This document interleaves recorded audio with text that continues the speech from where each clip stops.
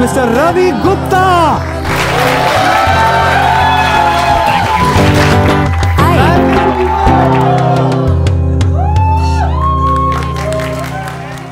हाय। जितने लोग यहाँ बैठे हुए हैं, एक दफा सारे मेकर्स यहीं पर एक बार जरा लैला मजनू के लिए हो जाए कुछ तो मजा आएगा। इतने से में कुछ नहीं होता। Come on! That's the appreciation you guys deserve. So cool. Raanjhanaa के ऊपर एक वीडियो मैंने बनाया था YouTube पे, देखा है आपने किसी ने? हमने बताया कि कैसे एक असल प्रेम कहानी स्टेजेस के जरिए होती है। प्यार ऐसे नहीं किया जाता कि करो और हो जाता है। प्रेम धीरे धीरे परवान चढ़ता है। There are stages of love. There are 7 stages of love. Anybody know what are they? What's the first stage? We're getting there, right? दिलकशी, उन्स, मोहब्बत, अकीदत, इबादत, जुनून और तो क्यों ना लैला मजनू की कहानी इन 7 स्टेजेस के जरिए अविनाश और तृप्ति दोनों को साथ में इमेजिन करते हुए एक बार फिर से जी लें। ये बात लैला मजनू असल में एक असल कहानी है। बहुत सारी ऐसी कहानियां होती हैं प्रेम वाली जो आपने सुनी है, पर वो हुई थी नहीं हुई थी किसी को नहीं पता। ये सच में हुई थी। 9th सेंचुरी में अरेबियन पेनिनसुला में 2 लोग रहते थे, लैला अल अमीरिया और कैस अब्नुल मुलावा। उनकी कहानी 9th सेंचुरी के बाद 200 साल तक वो घूमती रही। 11th सेंचुरी में पहली दफा निजामी गंजवी ने पहली दफा उन्हें पोएम्स में लिखकर उतारा और उसके बाद ये कहानी ने ट्रैवल करना शुरू किया। आने वाले 700-800 सालों तक इस कहानी ने न जाने कितने देश बदले, किरदार बदले, भाषाएं बदली। हर किसी ने इस कहानी को अपने अपने जरिए से सुनाने की कोशिश की है, लेकिन सबसे ज्यादा जोर से जो यहाँ बैठे हर शख्स को कहानी छुई थी वो थी 2018 वाली लैला मजनू। लैला मजनू वो कहानी है जिसने आप यहाँ हर बैठा शख्स कम से कम एक दफा फूट फूट के लैला मजनू में रोया है ना? कोई है जिसको आंसू नहीं निकले तो आओ निकलो। As he just said, that cinema is a director's medium. तो ये आपकी नजरों से, आपके चश्मों से हम सब ये पिक्चर देख पाए, कहानी हम सबको छू पाई, तो हम सब की तरफ से स्पेशली आपको big round of applause and thank you. Come on इंसान, thank you so very much, you were lovely, seriously so nice. And then the Majnu, तो give it up for Avinash Tiwari मेरे जानवर। लाउडो। तो थे एक शख्स इम्तियाज अली साहब, उन्होंने लैला अपनी दोस्तों के साथ जब बैठी हुई है तब के कुछ सीन्स लिखे थे। 1-2 सीन लिखना शुरू किए, बढ़ते बढ़ते वो 24-25 सीन हो गए और उन्होंने रख दिए थे कि देखेंगे कभी। प्रीति जी ने लकीली एक दिन वो पढ़ लिए और वो अटक गई कि इस पे तो पिक्चर बननी चाहिए। 5-6 साल बीत गए, कोशिश करते करते नहीं हुआ, लेकिन वो कहते हैं ना, वो सोने की छड़ी जब मिलती है तभी सब होता है। वो सोने की छड़ी लेकर आए साजिद भाई और ले दे के बन गई लैला मजनू। तो जो पहला डोमिनो गिरा था ना इस कहानी को आप तक पहुंचाने का, वो यहाँ से आया था। लैला मजनू जिसे पसंद है, पसंद तो है ही, गाने बहुत खूबसूरत है ना। तो एक बार नीलाद्री कुमार और जॉय बरुआ के लिए जोर से ताली बजाएंगे। Beautiful, what songs they have done. Arijit Singh, Atif Aslam, Shreya Ghoshal ji and Jonita Gandhi के लिए भी एक बार जोर से ताली बजाएंगे। DOP of the movie is also here, ladies and gentlemen, Shahid Bhattacharya. Thank you, wonderful job, sir. By the way, another trivia which most of the people don't know, वो जब लैला को उतार कर बाजी को बिठा कर लेकर जाते हैं कार में और उतर कर एक थप्पड़ मारती हैं, और कोई नहीं, साजिद भाई की better half Mrs Majid Khan है। जब big round of applause for her. Imtiaz Ali and Sajid sir and Arif sir, इन तीनों के मम्मी पापा भी यहाँ पर हैं, एक बार उनके लिए जोर से ताली। And not just like that, movie में ये भी थे। जब शादी हो रही है लैला की, तो अंदर जितने लोग बैठे होते हैं उसमें से 2 खूबसूरत लोग ये भी हैं। तो देखो ऑनेस्टली पूरी की पूरी कास्ट ऊपर बैठी है यार। अब हमारे प्लीज आतिफ असलम साहब, अरिजीत जी या श्रेया जी या जोनिता तो नहीं है, लेकिन हमारे अपने अपने वर्जन वाले वो लोग हैं। तो आप अगर कहो तो मैं उन्हें स्टेज पे बुलाऊं। शाबाश, big round of applause for 3 lovely musicians we have. Ankita Sardar on vocals, Aryan Tiwari on vocals and guitar, and the lovely drummer we have, Jay Nikam, ladies and gentlemen. आजो। तो भाई कहानी ऐसे शुरू होती है कि सबसे पहले तो कश्मीर में लैला है। लैला यार सच सच बताओ, पहले 2-4 सीनों में आपको लैला से मोहब्बत तो हो जाती है ना। एक अजीब सी जुनूनियत है उसकी जवानी में, वो बहुत खूबसूरत है और वो ये बात जानती है कि वो बहुत खूबसूरत है। इतनी खूबसूरत जैसे एक हवा का झोंका भागा भागा एक पल में आपके पास आता है, जिसे आप बस महसूस कर सकते हो। जब तक महसूस किया बगल से गुजर जाता है, सिर्फ हवा रह जाती है कि कोई आया था और चला गया। अल्हड़ चेहरे पे जैसे कोई शिकन नहीं थकान का, लेकिन उसके बावजूद आलसी एक नंबर की। वो वाला सीन याद है कि सुबह सुबह उठते ही पहुंची है कि अलार्म क्यों नहीं लगाती है? सिगरेट क्यों नहीं छोड़ते हो? तो वह सिगरेट काहे नहीं छोड़ते और चल पड़ती है अपने दोस्तों के साथ, और वो जानती है कि वो कितना खूबसूरत है। खेल रही होती है वहां के लोगों के साथ। पूरा शहर के हर लड़का जैसे उसके पीछे पागल है, ऐसे टिश्यू में पप्पियां करके लिपस्टिक बाहर फेंक दिया करती है, और ऐसे लड़के भाग भाग के उसे पकड़ रहे हैं। याद आ गया सारे सी। कोई बाहर से अगर देख ले बड़ा बूढ़ा तो देख कर यही कह देगा कि भाई ये लड़की तो ऊपर से खामोश है लेकिन अंदर एक मुस्कान लिए।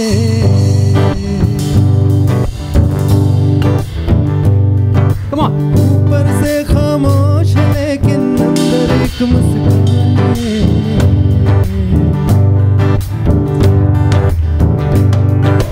कहाँ से आई कहाँ चली है हुस्न की भरी दुकानें। शहर के लड़के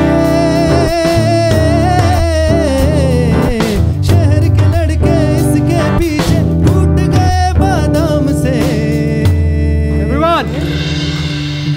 काम से ये लड़की तो गई काम से, गई काम से ये लड़की तो गई काम से, गई काम से ये लड़की तो गई काम से, गई काम से ये लड़की तो गई काम से। क्या बात। कहाँ मजनू ऊपर वाले तक पहुंच गया था और ऊपर वालों तक अब मैं पहुंच पाया हूँ। हाय।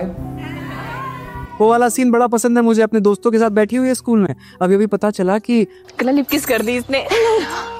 चांदनी रात को गई थी मैं अकेले मिन्नत मांग के। बड़ी जादुई पावर्स होती है चश्मे में, सच्चे दिल से जो भी मांगो ना सब मिल जाता है। तो पहुंच जाती है चश्मे से मांगने अपने साथी को, अपने मजनू को। वहां जाती है तो मजनू भी आ जाता है। क्या कर रहा होता है? छी छी छी। बस वहां जाकर जब पहली मुलाकात, अंधेरा है, ढंग से एक दूसरे को देखा भी नहीं है, लेकिन एक दूसरे के सामने और पास आ जाने भर से ये दोनों प्रेम की पहली स्टेज पर आकर खड़े हो जाते हैं, जिसे कहते हैं दिलकशी। एक तो शब्द बहुत खूबसूरत है, बोल के देखो, दिलकशी। ये वो मोमेंट है जब किसी को देखने भर से, वो आपके आसपास हो, बस उस ख्याल से, उस फीलिंग से एक करंट नहीं दौड़ जाता ऊपर से नीचे तक, पूरे हिल से जाते हो। वो दोनों समझ चुके थे कि ये जो है ये कुछ पुराना है, लेकिन अक्सर हम बातों को डिनायल में टाल दिया करते हैं। तो लैला तो टाल देती है, लेकिन कैस भट्ट जो वहां का रिच स्पॉइल्ड ब्रैट, शराबी, स्कूल बंक करके निशात बाग में रिक्शा वालों के साथ जुआ खेलता है, हुस्ना जवास, कैस भट्ट ने उसको प्रेग्नेंट कर दिया था। दुबई जाके सुसाइड करना पड़ा उसको। ट्रिविया क्विकली, जो जवाब देगा उसको एक स्पेशल गिफ्ट मेरी तरफ से। लैला अपने फोन में कैस भट्ट का नाम सेव करके रखती है। वो नाम कोई बता सकता है? She saved his name as हुस्ना जवाज, वही जिसको प्रेग्नेंट कर दिया था। तो ये सारी बातें लैला तक पहुंच चुकी है, सुन चुकी है वो, लेकिन कहीं ना कहीं अंदर तो पता है ना कि ये कुछ पुराना है, ये इतने आसान से खत्म होने वाला नहीं है। और लगा पड़ा है कैस भाई साहब, टोरा है शहर में, जहां जाए, जिस दुकान में जाए, लैला से कोई पैसे ना ले। सब जैसे वो भाभी ट्रीटमेंट चला जा रहा है। एक दिन तो मतलब गिव अप भी कर देते कि आज तो हो ही जाए ऐसी की तैसी है, और सामने सॉफ्टी खाने में लगे थे भाई तब भी। ओह, सॉफ्टी खाने लगा था मैं। अस्सलाम वालेकुम। तू अपने आप को बहुत स्मार्ट समझता है? नहीं, हूं नहीं ना। जिम जाता हूँ, कपड़े जूते स्टेबल मेंटेन करके रखिए। तुझे पसंद नहीं तो छोड़ दूंगा। वो भी पिघल तो गई है, लेकिन नाटक कर रही है ना। लेकिन कब तक पीछा करेगा? थोड़ा गिव अप भी करने पे आ जाता है। नहीं जाऊंगा उसके पीछे। Really? हर प्रेम को बढ़ाने में वो बैल्कनी का बड़ा हाथ है। वही बैल्कनी में अपने कबूतरों के साथ खेल रही होती है, एक खूबसूरत से पिंजरे के साथ, और इसी पिंजरे को देखता हुआ नीचे बाइनोकुलर से हमारा कैस लगा हुआ है, और पीछे उसकी फेवरेट मूवी चल रही है, I love you। वाह, मैंने प्यार किया सुनकर इसको आइडिया आता है कैस को। बड़े प्यार से एक खत लिखकर भेजता है, छोटी सी चिट्ठी कबूतर के हाथ पे। उस पे क्या लिखा है? और वो वाकई उसकी और लैला की किस्मत को कायनात पर छोड़कर चल देता है, या वो सच में नहीं आएगा? जैसे ही इन्होंने भेजा कि जा मैं अब नहीं आता, अब तू ही ढूंढ मुझे, कायनात ने अपना काम अगले ही दिन कर दिया। अगले ही दिन एक शादी में पट करके पड़ता है और पलटते हैं और दोनों एक दूसरे के सामने खड़े हैं। हालत खराब कि इतनी जल्दी काम हो कैसे गया? हिल गए अंदर से। वो हिलने भर से उस पूरी शादी में ये दोनों प्रेम की दूसरी स्टेज पर आ जाते हैं, जिसे कहते हैं उन्स। एक तो बोलकर देखो, शब्द बहुत खूबसूरत है, UNSSSS। ये वो फीलिंग है ऑफ इन्फैचुएशन। उसका हाथ कहीं छू जाए, वो आपको देख ले, एक बार थोड़ी सी फोन पे बात हो जाए, 4-4 दिन नींद नहीं आती भैया। लगे हुए हैं, फोन नंबर बड़े प्यार से टिश्यू पे ले लेते हैं और लग जाते हैं। बस वो सिलसिला शुरू हो चुका आखिरकार, जिससे हम सब गुजरे हैं कि दिन भर काम करते हैं सिर्फ घर जाने के लिए, ताकि फोन करके बता सके कि आखिरकार दिन भर में किया क्या है। फोन पे लगे हुए हैं। जो तू कन्विंस हो गई है कि मैं नेक और शरीफ इंसान हूँ, हमें मिलना चाहिए। अच्छा जी, और क्यों मिलना चाहिए? मिल तो लो, है ना? लाख छुपाए लेकिन ये प्यार कभी ना कभी सामने तो आ ही जाता है। लेकिन छुप छुप के मिलने से मिलने का मजा तो आएगा। तू कन्विंस हो गई या और कन्विंस करो। आखिरकार वो मान जाती है और वो समय आता है, कार में बिठाकर बड़े स्टाइल से चल पड़ती है गाड़ी, और कैश उसे ले जाता है सबसे महफूज जगह, पहाड़ के ऊपर। क्यों? क्योंकि वो इकलौती वैसी जगह है जहां से हम सबको देख सकते हैं पर हमें कोई नहीं देख सकता। उस समय जब सरफिरी गाना आता है, तब आपको इन दोनों की आंखों में वो मोहब्बत दिख जाती है, और ये दोनों उनसे बढ़कर तीसरे पड़ाव पर आकर बैठ जाते हैं, जिस पड़ाव को कहते हैं मोहब्बत, इश्क, प्यार, लव। सरफिरी सी बात है तेरी। हम सभी ने मोहब्बत कभी ना कभी तो किसी ना किसी से की है। क्या आपने कभी ना कभी किसी से मोहब्बत की है? और ये तीसरी स्टेज पर आ जाते हैं, मोहब्बत। ये वो वाला स्टेज है जब और कहीं कोई मन नहीं लगता आपका। हमेशा आप वहीं खोए हुए रहते हो, हमेशा उसी का चेहरा सामने होता है। एक खुसरो साहब का एक बहुत प्यारा सा दोहा है कि खुसरो दरिया प्रेम का उल्टी वाकी धार, जो उबरा सो डूब गया। सुना सबने, समझा किस किसने है? इतनी मोहब्बत करने के लिए बिना आपको उस मोहब्बत के अंदर डूबना पड़ता है। ऐसे समझो, इमेजिन करो कि आपको बहुत जोरों की प्यास लगी है, इतने जोरों की प्यास कि गला खराश से मरा जा रहा है, अभी पानी ना मिला तो शायद मर जाओगे। तब मैं आऊं आपके पास और आपसे कहूं कि सुनो, पानी गीला होता है,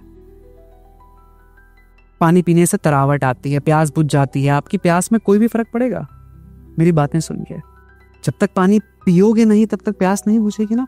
प्रेम बिल्कुल वैसा सा है, सुनकर, देखकर, पढ़कर समझने वाली चीज नहीं है। प्रेम करने के लिए प्रेम के अंदर डूबना पड़ता है, और कैस और लैला दोनों की आंखों में वो डूबा हुआ प्रेम उस समय में दिख जाता है।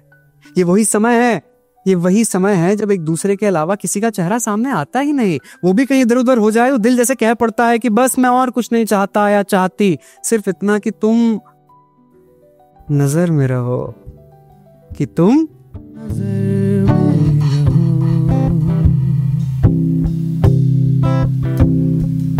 खबर किसी को ना आते बोले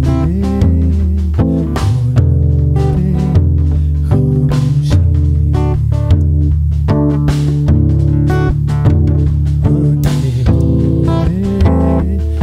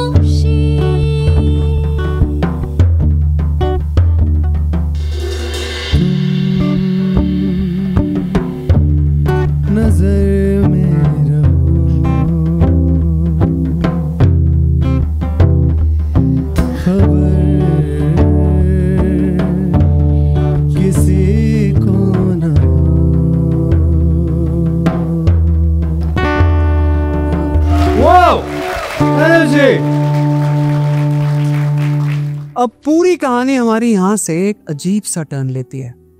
देखिए, समझे इस बात को, हम सब ने मोहब्बत तो कर ली, लेकिन हमें पता नहीं होता कि इस मोहब्बत के आगे भी कुछ होता है। ज्यादातर लोगों को बस पता है कि आपको प्यार होता है और बस रह जाता है, लेकिन ऐसा नहीं होता। प्यार के आगे भी बहुत सारी चीजें हैं, जहां धीरे धीरे हमारा कैस पहुंचने वाला था। हर अच्छी कहानी में एक विलन की एंट्री जरूरी होती है, और यहां भी हो जाती है। लैला के पापा के Parmeet Sethi fan in the house, give me a loud cheer, come on इंशाल्लाह। Lovely character, lovely actor, well done. Villain की एंट्री हो गई और लैला के सामने ये विडंबना आकर खड़ी हो गई कि अब या तो खत्म करो, गेम ओवर। और उसको वही चूज करना था, पापा जहां शादी कराएंगे करना ही पड़ेगी। पहुंच गई कि भाई कैस बस हो गया, ठीक है, अब खत्म, गेम ओवर, ब्रेकअप, फिनिश। ठीक है फिर ब्रेकअप करते हैं, इतना सिंपल है तो करते हैं ना। कैस इज लाइक ओके बाय। ये सब मजाक है। तब जो कैस कहता है कि तुझे याद है उस दिन जो मैंने खत तुझे लिखकर भेजा था कि जा, मैं अब नहीं आता, अब तू ही ढूंढ मुझे। उस दिन मैं सचमुच चला गया था, तुझे अपनी किस्मत अपने खुदा के हवाले करके वापस नहीं आने वाला था, और अगले ही दिन तू मेरे सामने खड़ी थी। तुझे क्या लगता है ये हम कर रहे हैं?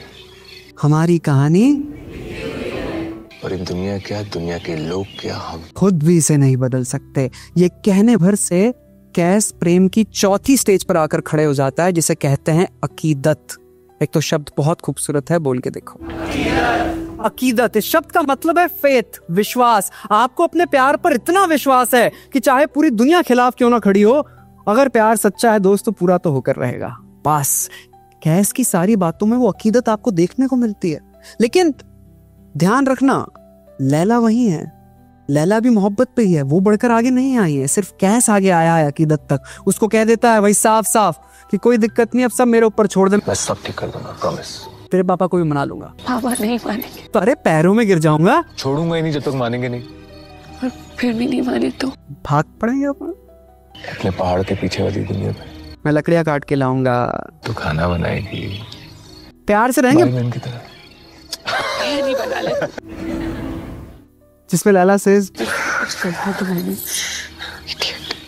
फिर एक बात बताओ आप कुछ करते क्यों नहीं? क्या? कुछ नहीं, अभी भी कुछ नहीं। गिव अप करके लोग चले जाते हैं। लैला की बकायदा शादी तय कर जाती है, अगले 2-3 दिन में शादी भी करवा रहे हैं। किससे करवा रहे हैं? जावेद पर्रे से।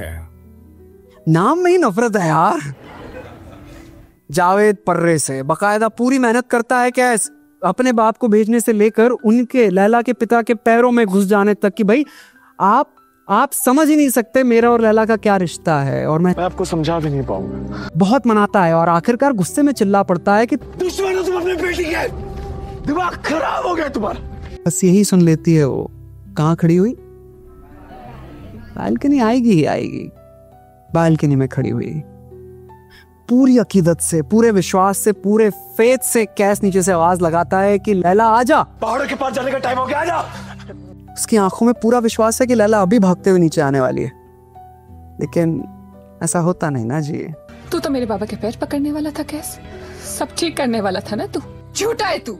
कुछ नहीं है पहाड़ों के उस पार। आज के बाद मुझे अपनी शक्ल में दिखाना, दफन हो जा, गेट लॉस्ट कहकर उसे भगा देती है। पूरी अकीदत में खड़ा हुआ। आप किसी से कितनी भी मोहब्बत करते हो, अगर आपका माशूक आपसे कह दे कि जा अपनी शक्ल आइंदा मुझे कभी मत दिखाना, दफन हो जा, कुछ तो अंदर बदलेगा ना, हिलेगा ना।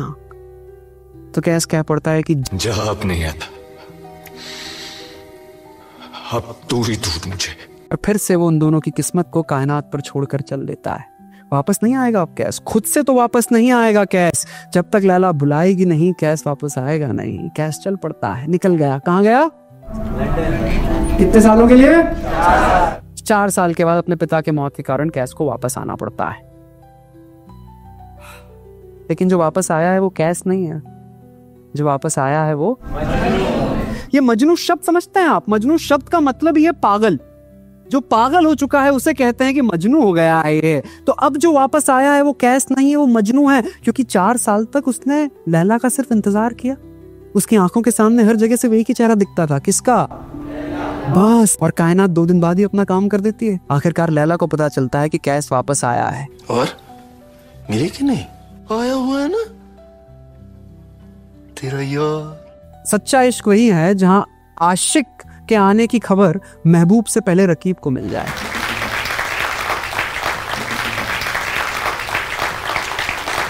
वही बताता है और लैला आखिरकार कैस को फोन करवाती है।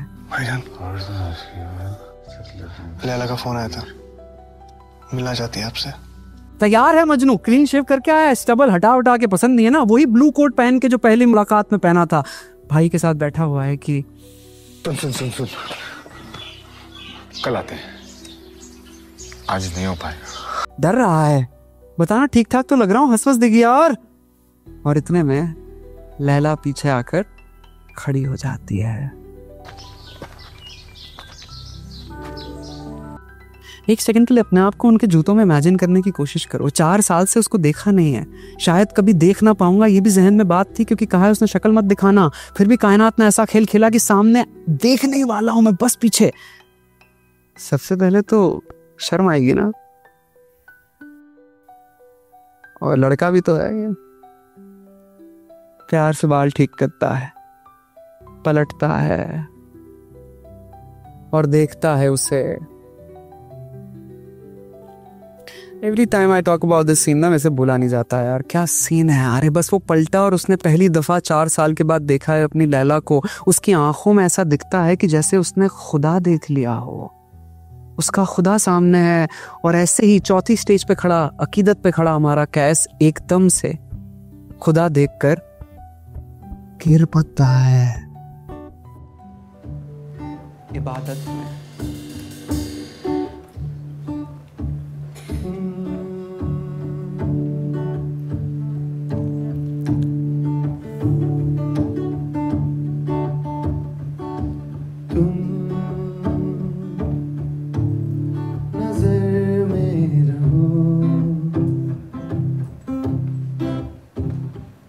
खबर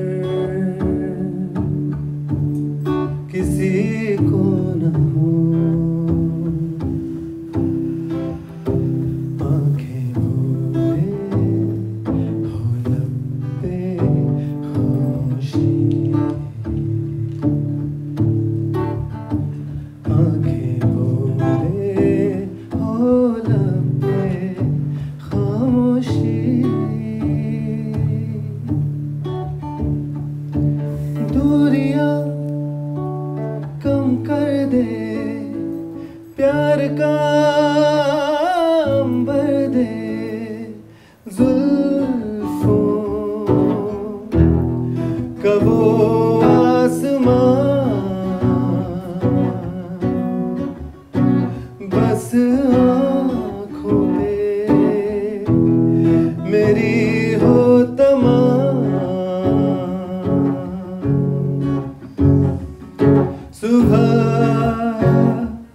सुबह ये बात हो, नजर मिले जरा जरा, रात हो खुले मौसम, तुम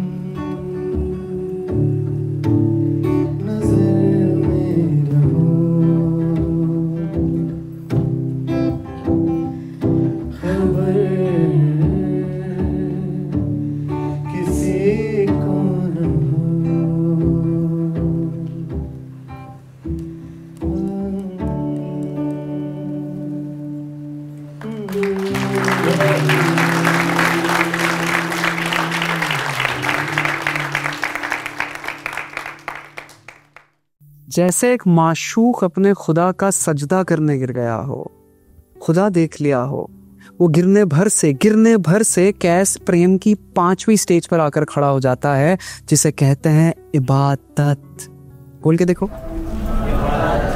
इबादत। ये वो स्टेज है जब आप जिससे मोहब्बत करते हैं ना, वो आपके लिए खुदा बन जाता है। You start worshipping that person so much, वो आपके लिए खुदा है। उसकी शक्ल अगर एक बारी ऐसे सामने दिख जाए तो कैसे कोई अपना होश ना खो दे, गिर पड़ता है वो। लैला देखकर पगला जाती है कि कोई शख्स आपसे इतनी मोहब्बत करता है, फिर भी फोन करती है कि आ रही हूं मैं, चले जाएंगे हम पहाड़ों के पीछे वाले घर में। आती है भागी भागी और आती ही सबसे पहले गले मिलती है और कहती है आखिरी ढूंढ ही लिया ना मैंने तुझे। तब तक कैस क्या कर रहा है, सामान वामान पैक करके खड़ा है कि जैसे उसने बोला चलना है वो तो रेडी, चलो निकले। लेकिन 4 साल पहले से जब भी कैस के सामने सिचुएशन आई है कि लैला उसकी होगी, उसको क्या मिलता है? इंतजार। पहले डिवोर्स का इंतजार, फिर इद्दत का इंतजार। आप जानते हैं दुनिया का सबसे बड़ा कहानीकार कौन है? वक्त। जब वक्त कहानियां कहता है तो हम बस चुपचाप बैठ के देखते रहते हैं और कुछ भी नहीं। और वक्त ऐसा खेला कि उसी रात जावेद पर्रा, आज की मैं सबसे ज्यादा खुश है, जावेद पर्रा गया। उसी रात को जावेद पर्रा मर जाता है। अब सुनने में तो बड़ा अच्छा लग रहा है कि सब सॉल्व हो गया, लेकिन नहीं, यहीं तो वक्त खेल गया। अब फिर शुरू होती है इद्दत। इस्लाम में कहते हैं कि अगर आपका शौहर मर जाए तो आपको 4 महीने 10 दिन तक इद्दत में रहना होता है। तब तक किसी से मोहब्बत करने की, फिर से शादी करने की इजाजत नहीं होती। और इंतजार, जब जब कैस ने चाहा कि लैला उसकी हो जाए, बदले में उसे मिलता है सिर्फ इंतजार। पहले डिवोर्स का इंतजार, फिर इद्दत का इंतजार। जैसे ही इंतजार पागल कर देगा उसे, वो घड़ी की टिक टिक टिक उसके दिमाग में चलने लगती है। पागल होता जा रहा है धीरे धीरे कैस। वो जो कभी कभी लैला उसे सामने चलती हुई दिख जाती थी रंगीन कपड़ों में, वो अब बढ़ चुका है। बहुत दफा दिखने लगी, हाथ में सॉफ्टी पिघल जाती है बैठे बैठे कई दफा। They say whenever society rejects you, nature accepts you। तभी उसका भाई उसे ले जाता है पहलगाम वाले घर पे कि चलो थोड़ा मूड फ्रेश हो जाएगा। और वो पहुंच जाता है नेचर में। सबसे पहले तो नेचर में जाते ही वो पूरी जोरों से चिल्लाता है, अपनी सारी भड़ास बाहर निकाल देता है। फिर जो लैला उसे अभी तक दिख रही थी, अब वो उस लैला से बातें करने लगता है। देखो, पहले तो आप जिससे मोहब्बत करते हो वो आपको खुदा की तरह दिखने लगे। वही खुदा 24 घंटे आपके आसपास रहने लगे, हर समय दिखता रहे, और अब वही खुदा आपसे बातें भी करने लगे। तो फिर आपको किसी और की भी जरूरत है क्या पूरी जिंदगी में? बहुत खुश हो आप उसी के साथ, हमेशा हमेशा के लिए। खुद से बातें करने लगा है, लैला से बातें करने लगा है। कोई बाहर से देखेगा तो कह देगा पागल हो चुका है ये, मजनू हो चुका है ये। पागलपन इतना बढ़ जाता है कि खुद से बातें करते करते अब लोग भी देख चुके हैं इसे, घर पे काम करने वाले भी। तो उसको भाई के फोन करके बुला लेते कि सर आप यहाँ जल्दी आ जाए, वो जो ना पूरा टाइम किससे बात करता है। भाई बिठाता है, क्या है, किससे बातें करते हो? इतना प्यारा सीन लगता है मुझे कि यार देख जैद, प्रॉब्लम ये नहीं है जैद कि मैं बात करता हूँ, क्या बात करता हूँ, किससे बात करता हूँ। प्रॉब्लम यह है कि पिछले 4 साल से मैं इंतजार कर रहा हूं कि सब कुछ ठीक हो जाएगा, मैं खुश हो जाऊंगा। लेकिन अब जैसे भी यहां पहुंचा हूं, खुश आज अच्छा है ना, इंतजार नहीं है।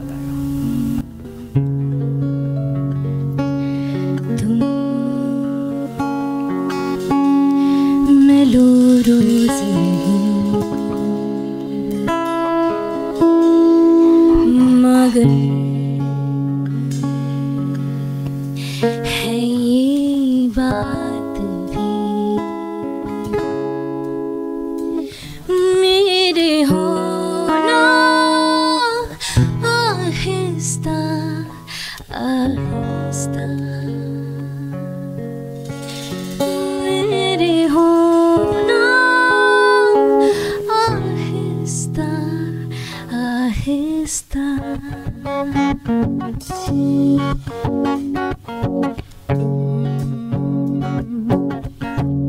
मेरे हो रहे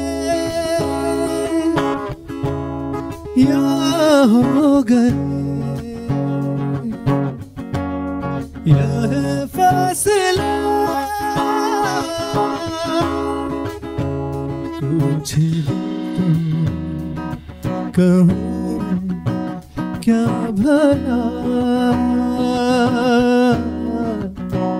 दिल सवार से ही देरुला होता क्या है आहिस्ता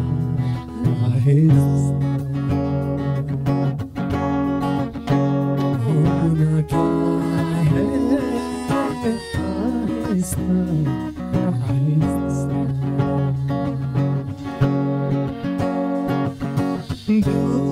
दूरी ये कम ही न हो मैं नींदों में भी चल रहा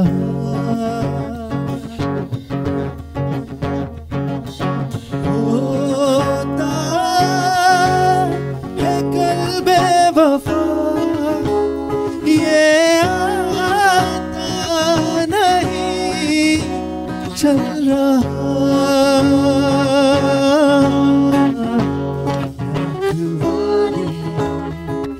जहाँ भी झूठे लोग आए जहाँ के झूठे होता क्या है आहिस्ता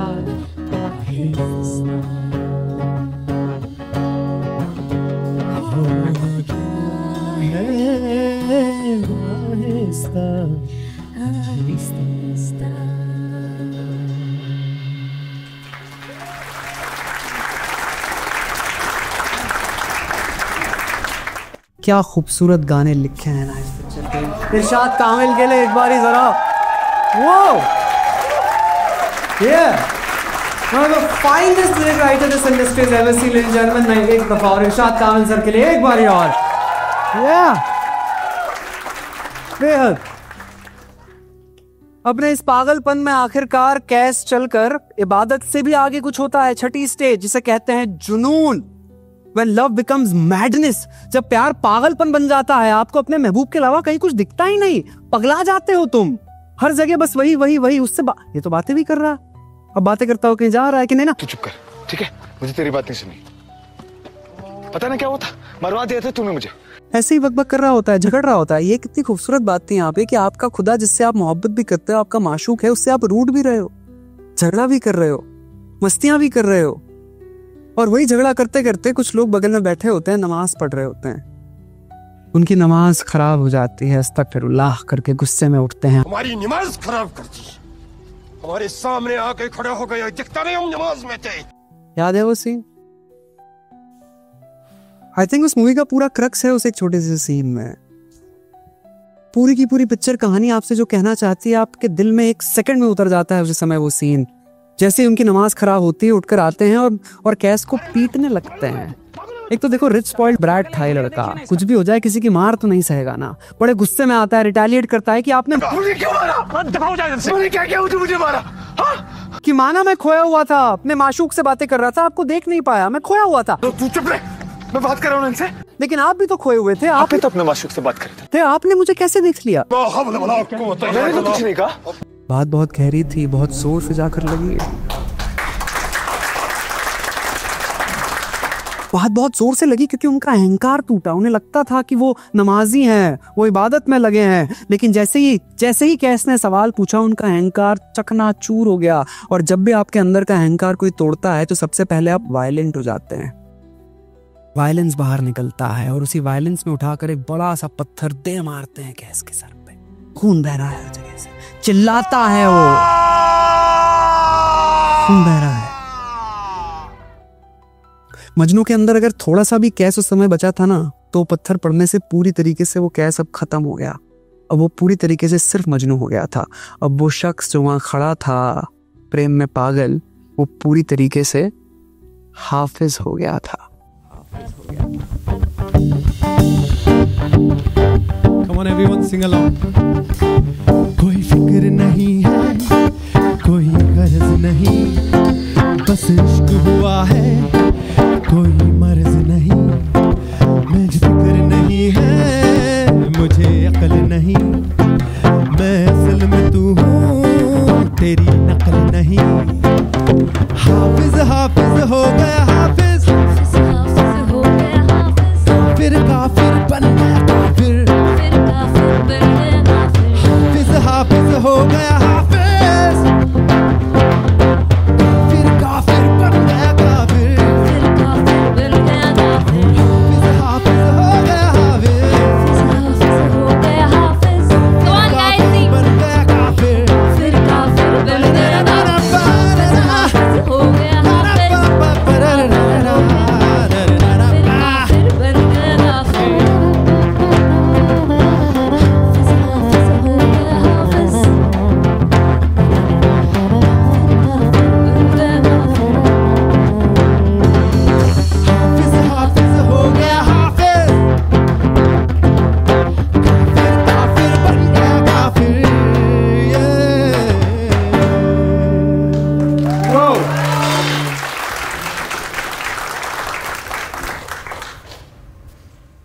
हाफिज शब्द के मायने जानते हैं आप लोग?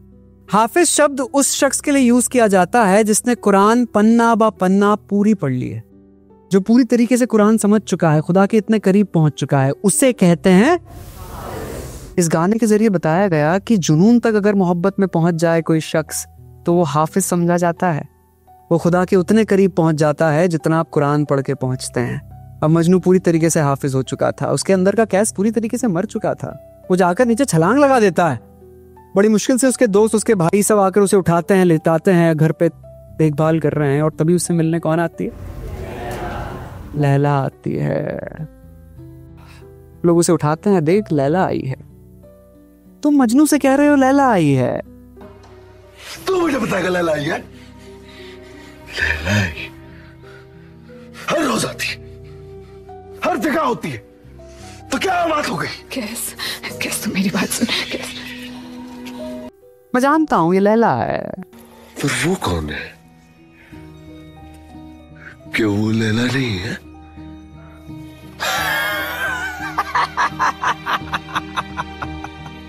इन दीवारों में, इन तस्वीरों में, मेरी सांसों में, मुझ में, तुझ में, बस एक ही नाम। मेरी सांसों में, मुझ में, तुझ में, हर जगह बस एक ही नाम।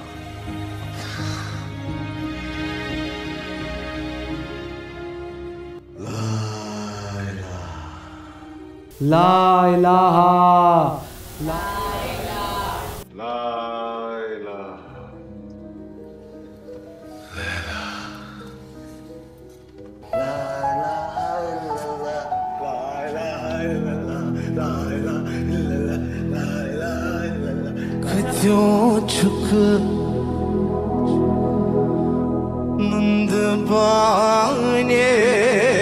गाने के साथ कोई और जस्टिस कर ही नहीं सकता था जो मुनीम जी ने किया है, राइट?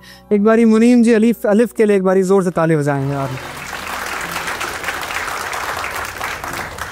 ये सुनकर सबसे पहले लैला की expression took me by surprise. I thought she will react in a very different manner, but no, blank expression, खत्म। अब यहीं से हमारी कहानी बहुत इंटरेस्टिंग होती। बात मेरी बहुत ध्यान से सुनना। शुरुआत में लैला मोहब्बत पे खड़ी थी, मोहब्बत तक पहुंची थी, उसके बाद कभी आगे नहीं आ पाई, लेकिन मजनू अकीदत इबादत करते करते जुनून तक पहुंच गया।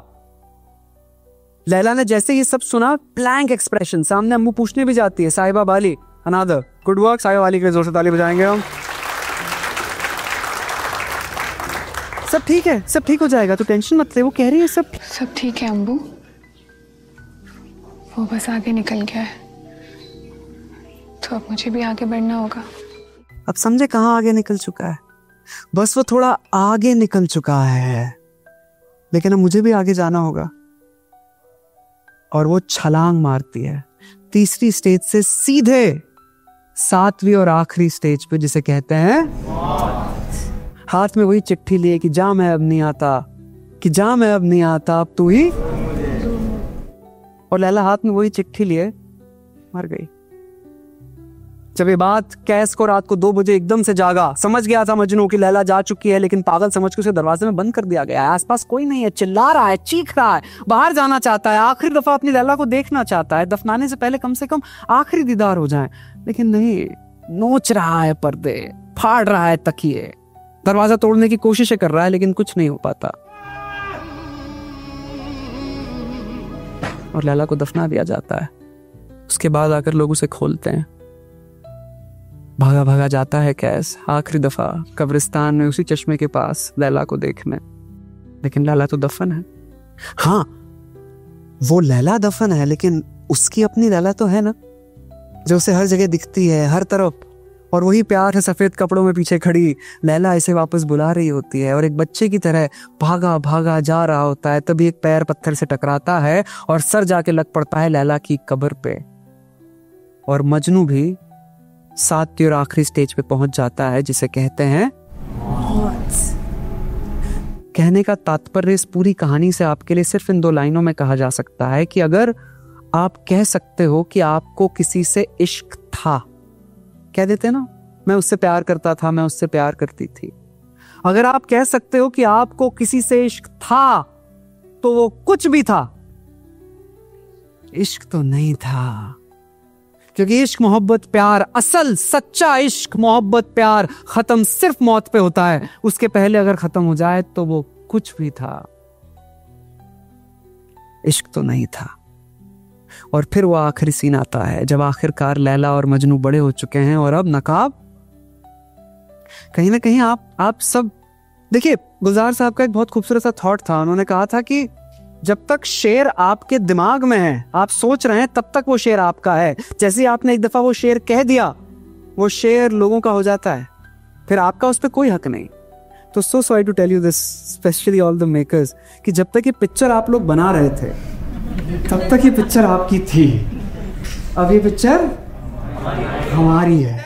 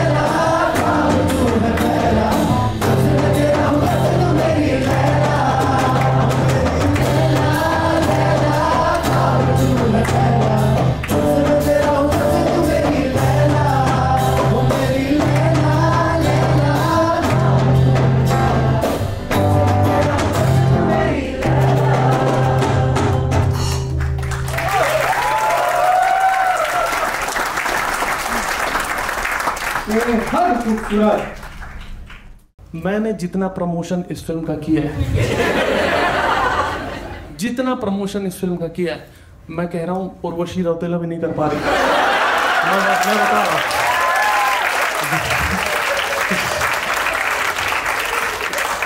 आप नहीं समझोगे सर।